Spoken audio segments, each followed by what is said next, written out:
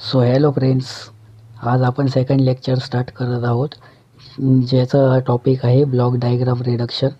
तर यावर आपल्याला SPPUच्या इनसेम एक्झाममध्ये बेसिकली एक न्यूमेरिकल येत असतं की एखादी आपल्याला ब्लॉक डायग्राम दिली जाते, तिला आपल्याला रिड्यूस करत करत करत आपल्याला एक फायनल ब्लॉक काढायचा असतो. तर आपण आज ते स्टार्ट करणार आहोत. तर हे ब्लॉक डायग्राम रिड्यूस करायसाठी काही रूल्स असतात बेसिकली. तर ते रूल्स नॉर्मली काही समथिंग 8 रूल आहेत. 8 रूल आहेत टोटल. तर हे रूल्स आधी आपण समजून घेऊयात. आपला फर्स्ट रूल काय सांगतो की सिरीज. आता हे 2 ब्लॉक आहेत, तुम्हाला दिसतंय की इथे G1 अँड G2 हे 2 सिरीजमध्ये आहेत. हे 2 सिरीजमध्ये जर असले तर आपण इथं त्यांचं डायरेक्टली मल्टिप्लिकेशन करतो. G1 इंटू G2 हे झालं याचं इक्विवॅलंट. त्याचं आन्सर आलं G1 into G2. Second rule आहे आपला पॅरलल. पॅरललमध्ये आता हे 2 ब्लॉक G1 अँड G2 हे दोघं आपले पॅरलल ब्लॉक आहेत. तर यांचं आपण इक्विवॅलंट कसं काढतो की G1 प्लस मायनस G2. जे 2 ब्लॉक आहेत ना, त्यांचं आपण अल्जेब्रिकली ॲडिशन करतो इथे. इथं याचा इक्विवॅलंट ब्लॉक निघाला G1 plus minus G2. Third rule काय सांगतो आपला की इथे आपल्याला एक मायनर फीडबॅक लूप जो असतो त्याला आपल्याला एलिमिनेट करायचा असतो. इथे एक लूप बनलेला आहे. इथे तुम्हाला दिसतंय की G1 आहे अँड H1 आहे. हा एक लूप आहे. तर याला एलिमिनेट करायसाठी आपल्याला एक बेसिकली फॉर्म्युला असतो. तर फॉर्म्युला काय आपला G/1 plus minus G into H हा आपला बेसिकली फॉर्म्युला असतो. इथं हा G1 ब्लॉक आहे. इथं वरती न्यूमरेटरला आला G1 अँड 1 प्लस मायनस हे स्टँडर्ड आहे G into H, G1 into H1. इथं इक्विवॅलंट काय बनला ब्लॉकचा आपला G1/1 plus minus G1 into H1. Fourth rule आपला काय आहे की असोसिएटिव्ह लॉ. हा बेसिकली आपल्याला यूज करायची शक्यतो गरज नाही पडत, पण जर का बाय चान्स करायला लागला तर हा पण माहिती असू द्या. येथे तुम्हाला दिसत आहे 2 समिंग पॉईंट आहे. हा समिंग पॉईंटसाठी रूल असतो. येथे 2 समिंग पॉईंट आहे. इथे काय दिसतंय, इथे हा एक्सवाला समिंग पॉईंट आहे आणि हा वायवाला समिंग पॉईंट आहे. इथं आपण बेसिकली काय करतो की यांची जी पोझिशन आहे ती चेंज करतो. हा एक्स इथं RHSला LHSला आहे, तर इथं जाताना तो RHSला गेला राईट हँड साईडला आणि वायने एक्सची जागा रिप्लेस केली इथे. इथं तुम्ही बघू शकता वायची पोझिशन आणि एक्सची पोझिशन ही उलटी झाली आहे, फक्त बाकी काही वेगळं नाही याच्यात. फिफ्थ रूल काय सांगतो आपला move the summing point before the block. तर हा जो समिंग पॉईंट आहे या ब्लॉकच्या बिफोर जर का आपल्याला शिफ्ट करायचा असेल तर आपला रूल काय सांगतो की तो जो समिंग पॉईंट असतो त्याच्या सिरीजमध्ये जो आपला त्याच्या जवळचा ब्लॉक असतो त्याचा रेसिप्रोकल आपण त्या समिंग पॉईंटमध्ये ॲड करतो. इथं हा ब्लॉक आहे. याच्या आधी आपण ह्या समिंग पॉईंट शिफ्ट केला तर याचा रेसिप्रोकल म्हणजे 1/G हा आपण त्याच्यामध्ये ॲड केला. सिक्स रूल काय सांगतो आपला move the summing point after the block. जर का हा समिंग पॉईंट आपल्याला ब्लॉकच्या नंतर जर का ॲड करायचा असेल तर जो आपला G ब्लॉक आहे तो तसाच सेम ब्लॉक आपल्याला या समिंग पॉईंटच्या सिरीजमध्ये ॲड करायला लागतो. इथे तुम्ही बघू शकतात की हा समिंग पॉईंट या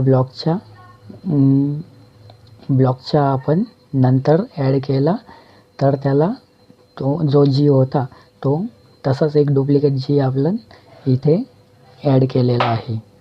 तर 7 नंबरचा रूल काय सांगतो आपला की move the take off point before the block.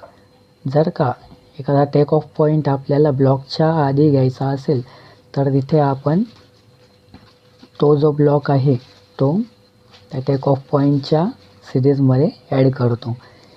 हा rule just similar to rule number 6 आहे. दोघं सिमिलर आहे, फक्त कुठे काय वापरायचं ते तुम्हाला एकदा लिंक लागली का तुम्हाला ते समजायला काही अवघड जाणार नाही. सो लास्ट रूल काय आहे आपला की shift the take off point after the block. After the ब्लॉकला पण हा रूल पण सेम रूल नंबर 5 सारखा आहे की जर काय टेक ऑफ पॉईंट आहे तो आपल्याला जर का ब्लॉकच्या नंतर ॲड करायचा असेल तर त्या ब्लॉकचा रेसिप्रोकल आपल्याला टेक ऑफ पॉईंटच्या सिरीजमध्ये ॲड करायला लागतो. इथे 1/g आपण ॲड केला आहे. सो इथं लक्षात ठेवण्याची गोष्ट एकच आहे मित्रांनो की आपल्याला जे हे 4 रूल आहे हे एकमेकांना कोरिलेटेड आहेत. सो 5 आणि 8 हे सेम आहेत आणि 6 आणि 7 हे दोघं रूल सेम आहेत. तर इथे फक्त जम्बलिंग करू नका लक्षात ठेवताना. सो आपण नेक्स्ट न्यूमेरिकल बघणार आहोत. अशा प्रकारे आपल्याला एक न्यूमेरिकल येतं. तर या न्यूमेरिकलमध्ये ही पूर्ण एक ब्लॉक डायग्राम दिलेली आहे. तर इथे आपण आता याला सॉल्व करू. तर इथे तुम्हाला हे 2 ब्लॉक सिरीजमध्ये दिसत असतील G1 अँड G2. तर हे 2 सिरीजमध्ये आहे ना, तर इथं आपण त्या दोघांचं मल्टिप्लिकेशन करून त्याचा एक ब्लॉक बनवून घेतला G1 × G2. G1 आणि G2 हे सिरीजमध्ये होते तर त्यांचा आपण मल्टिप्लिकेशन करून G1 × G2 हा एक ब्लॉक बनवून घेतला. सो परत मग हे एक ब्लॉक आपला सॉल्व करून झाला ना, परत स्टार्टिंगपासून चेक करत यायचं. तर आता परत या ठिकाणी सिरीज दिसते का तुम्हाला? नाही. पॅरलल आहे का? हो, हे दोघं ब्लॉक आपले पॅरललमध्ये आहे G4 अँड G3. पॅरललचा रूल आपला काय सांगतो की जे 2 पॅरललचे ब्लॉक असतात ते आपल्याला अल्जेब्रिकली ॲड करायला लागतात. सो इथे आपण त्याचा इक्विव्हॅलंट ब्लॉक बनवून घेतला की G3 + G4. इथे कोणत्याही ब्लॉकला मायनसचं साईन नाही आहे. ब्लॉकला म्हणतो आहे मी, इथं समिंग पॉईंटला नाही. ब्लॉकला कोणत्याही मायनसचं साईन नाही आहे. तर दोघं ब्लॉक प्लस झाले तर त्याचं दोघांचं अल्जेब्रिकली ॲडिशन केलं G3 + G4. सो हे दोघं आता आपले हे 2 ब्लॉक सॉल्व झाले. सो परत स्टार्टिंगपासून चेक करायचं. आपल्या सिरीजमध्ये दिसतो आहे का कोणता ब्लॉक? नाही. इथे हे वाटत असेल तुम्हाला, पण इथं एक टेक ऑफ पॉईंट येतो आहे त्यामुळे हे सिरीजमध्ये येणार नाही. पॅरलल आहे का? पॅरलल नाही. पण इथं थर्ड रूल आपला ॲप्लाय होतो आहे, इलिमिनेशन ऑफ मायनर फीडबॅक लूपला आपल्याला इलिमिनेट करायचं आहे. सो इलिमिनेशनचा रूल काय आहे? G(s)(1 ± G(s) × H(s). सो इथे हा G आहे आणि हा H आहे. तर इथे Gची व्हॅल्यू काय होती आपली? G1 G2 आणि Hची व्हॅल्यू काय आहे? H1. सो इथं आपण एक इक्विव्हॅलंट ब्लॉक इथं बनवून घेऊ. G(s) म्हणजे G1 G2 हा झाला G अपॉन 1 प्लस. आता इथे प्लस का आला हे तुम्हाला सांगतो. इथे हा जो साईन आहे हा मायनसचा आहे. हां, इथे एक कॉमनली एक गोष्ट लक्षात घ्या तुम्ही की फीडबॅक लूपमध्ये जर का फीडबॅक निगेटिव्ह असेल तर आपण या ठिकाणी साईन देताना पॉझिटिव्ह देऊ आणि जर का प्लसचा फीडबॅक असेल तर इथं साईन निगेटिव्ह येईल. सो 1 प्लस G(s) म्हणजे G1 G2 आणि जो तुमचा हा H होता तो इथं मल्टिप्लाय झाला H. G(s) upon 1 plus G(s) × H(s). तर हा आपला फीडबॅक लूप हा इलिमिनेट झाला. सो इथे आता परत आपल्याला सिरीजपासून चेक करायचं होतं. सो हे दोघं ब्लॉक सिरीजमध्ये आहेत.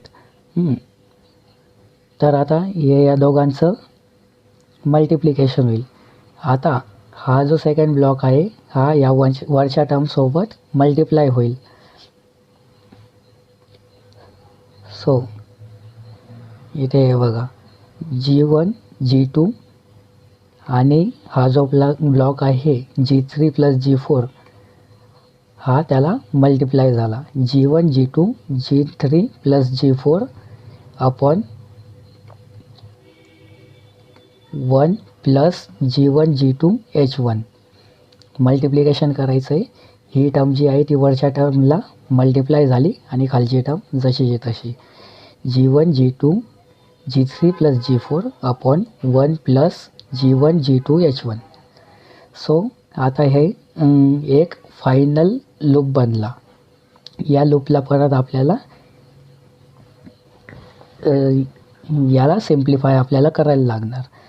सो फायनल गेनचा आपला फॉर्म्युला काय असतो G of S upon 1 minus G of S into H of S. So आपला G काय आला इथे Gचा ब्लॉक आहे इथे G1 G2 G3 plus G4 1 plus G1 G2 H1 हा पूर्ण ब्लॉक आपला G बनला आणि H2 हा फक्त फीडबॅकचा ब्लॉक बनला. सो इथे G of S upon 1 minus G of S into H of S. So आपला G1 G2 G3 plus G4 upon 1 plus G1 G2 H1 हा ब्लॉक कुठून आला हा जो ब्लॉक होता वरचा हा इथे आपण घेतला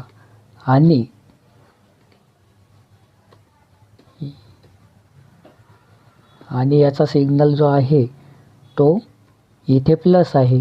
तर तुम्हाला मी इथे काय सांगितलं होतं की प्लसचा सिग्नल असेल तर तिथं 1च्या जवळ मायनस घ्यायचा. So 1 minus G1 G2 G3 plus G4 into H2 upon 1 plus G1 G2 H1 means हा G घेतला आपण हा पूर्ण G अपॉन 1 मायनस हा G परत जसा तसा आणि त्याला H आपला मल्टिप्लाय झाला. सो याला आपल्याला सिम्प्लिफाय करायला लागतं. तर हा वरचा जो आहे G1 G2 G3 plus G4 ही टर्म इथं ॲज इट इज आली. हा जो 1 प्लस G1 G2 H1 आणि हा 1 प्लस G1 G2 H1 हा आला कॉमन तो इथं प्लस केला आणि minus G1 G2 G3 plus G4 into H2 इथे आला.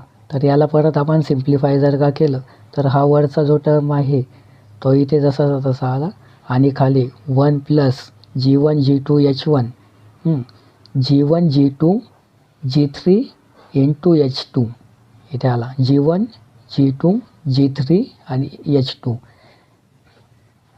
Plus minus plus minus G1 G2 G4 into H2 G1 G2 G4 into H2 हा आला तुमचा पूर्ण ब्लॉक. तर इथे हे तुमचं बनलं फायनल ट्रान्सफर फंक्शन. तर असं फायनल ट्रान्सफर फंक्शन आपल्याला एका ब्लॉकमध्ये काढायचं असतं.